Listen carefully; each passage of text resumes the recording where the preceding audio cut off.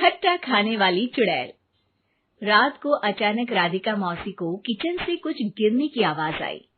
उन्होंने बाहर निकल के देखा तो किचन में उन्हें कोई सफेद साड़ी में दिखा।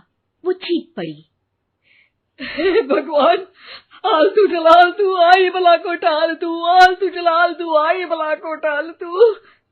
राधिका मौसी को चीखते सुनकर श्रवण बाहर आता है भागते हुए। अरे माँ, क्या हुआ? क्या देख लिया? दादी माँ आ गई क्या सपने में? अरे बेटा, रसोड़े में देख तो कौन है? श्रवण रसोड़े में झांक कर देखता है और उसे कोई नहीं दिखता अंदर। अब रसोड़े में तो कोई नहीं है माँ। कोई सफेद साड़ी में नहीं है क्या? नहीं माँ, कोई भी नहीं है। चिल्लम चिल्ली की आवाज सुनकर काजल भी वहां आ जाती है। अब क्या हो गया माँ जी? अरे बेटा, रसोड़े में एक चुड़ैल थी सफेद साड़ी में। अरे क्या कर रही थी वो अंदर? अरे बताया नहीं, कल आएगी ना तो पूछ लूंगी। चुड़ैल जी, आपका क्या प्लान है? माँ जी, रात बहुत हो गई है, आपने कोई बुरा सपना देखा होगा, चलिए सो जाइए।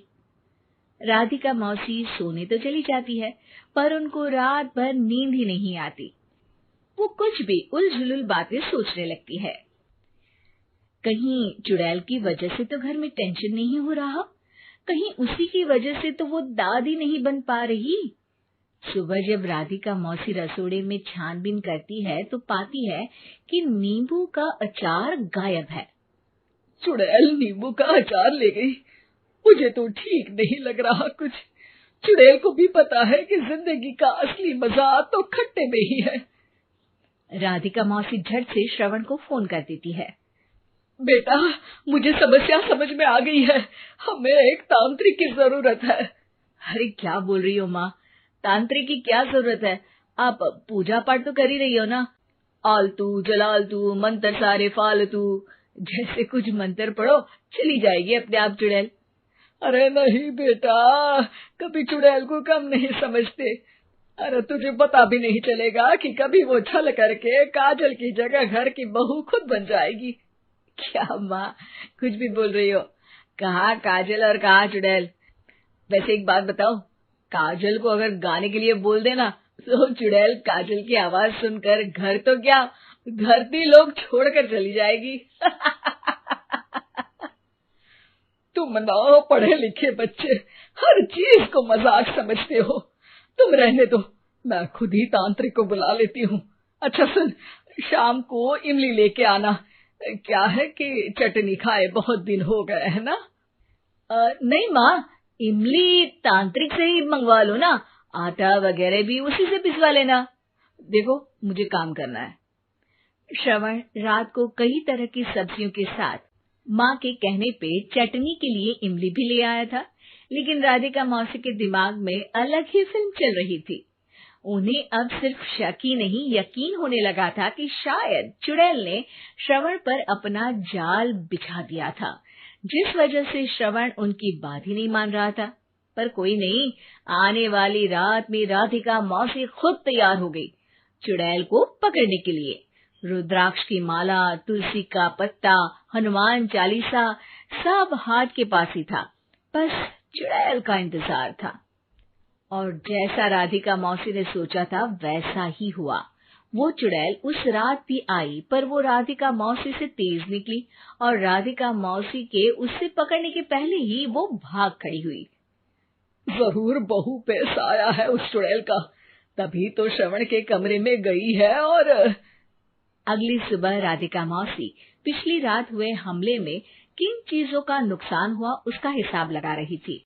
उनके खेमे से एक आम के अचार की शीशी भी गायब हो चुकी थी और वो इमली भी जो कल श्रवण लेकर आया था। राधिका मौसी इस बारे में सोच ही रही थी कि श्रवण जल्दी से रसोड़े में आकर दवाइयों की पोटली ढूंढने लगता है। अरे बेटा, क्या हो गया? अब माँ, वो काजल की तबीयत खराब है, बहुत घबराहट हो रही है उसे। हे भगवान, मैंने पहले ही कहा था कि तांत्रिक को बुला लेते हैं, पर नहीं, अब देखो उस चुड़ैल ने काजल को अपने वश में करना शुरू भी कर दिया है। हालांकि श्रवण भूतों में विश्वास नहीं करता था, पर अब वो भी डर जाता है और राजी हो जाता है एक तांत्रिक को बुलाने के लिए। कुछ ही घंटों में तांत्रिक आ जाते हैं और राधिका मौसी तांत्रिक जी को सब बता देती है। घोर संकट, घनघोर संकट, चुड़ैल को मारू जोर चाकट, ओम भट स्वाहा खटखा के आहा। अरे ये क्या मंत्र है? मेरे खुद के ओरिजिनल मंत्र है, कल रात को ही लिखे हैं, अच्छे लगे तो दाद चाहूंगा। एक और मंत्र सुनो, अर्ज किया है आब्राकडाब्रा, दिल्ली बम्बई आगरा, चंदा मामा सोवरले सुरन मामू जारा। ये मंत्र है? अरे कोई 40 वालीसा पढ़ो ना। वक्त कम है, 40 नहीं पड़ेंगे, 20-25 में काम चलाना पड़ेगा। अलग निरंजन जाके लंदन, मुफ्त का मंजान घिस मेरे नंदन। अरे जल्दी करो तांत्रिक जी, जल्दी करो। तांत्रिक अपने उल झलूल मंत्र पढ़ने लगता है। श्रवण को तांत्रिक पे शक होता है। वो अपने एक डॉक्टर दोस्त को कॉल कर देता है ताकि कोई अनहोनी हो तो इमरजेंसी में चीजें मैनेज हो जाए। तांत्रिक धुनी रमाता है, जिसकी वजह से कमरे में काफी धुआं हो जाता है और जिसकी वजह से बहू की घबराहट बढ़ जाती है। अब भागेगी चुड़ैल। हाँ। बहू खांसते हुए धुएं से बचने के लिए बाहर चली जाती है। अरे भाग रही है, भाग रही है। पीछे पीछे श्रवण भी जाता है। बहू एक सोफे पर बैठ जाती है। तभी डॉक्टर दोस्त आ जाते हैं और श्रवण को पानी लाने के लिए कहते हैं। थोड़े चेकअप के बाद डॉक्टर कहते हैं, मेरे हिसाब से जाप का काम पूरा हो गया है। क्या मतलब? अरे कुछ भी नहीं माँ, कोई चुड़ैल नहीं है, खुशखबरी है, अब दादी बनने वाली है। मगर वो सब अचार के डब्बे। श्रवण दोनों अचार के डब्बे अपनी माँ को दिखाता है, जो कि उनके बिस्तर के नीचे छुपे हुए थे। आपने सही बोला था माँ, वो चुड़ैल काजल ही थी जो खट्टा खा रही थी। हमें कल ही पता चला, पर हमने आपको ये तांत्रिक वाला काम करने दिया ताकि आपको भरोसा हो जाए कि भूत वगैरह कुछ होता ही नहीं। अच्छा अच्छा, ये तो बड़ी खुशी की बात है, पर बेटा मुझे एक झाड़ू तो ला दे। क्यों माँ? ये तांत्रिक का भूत उतारती हूँ मैं।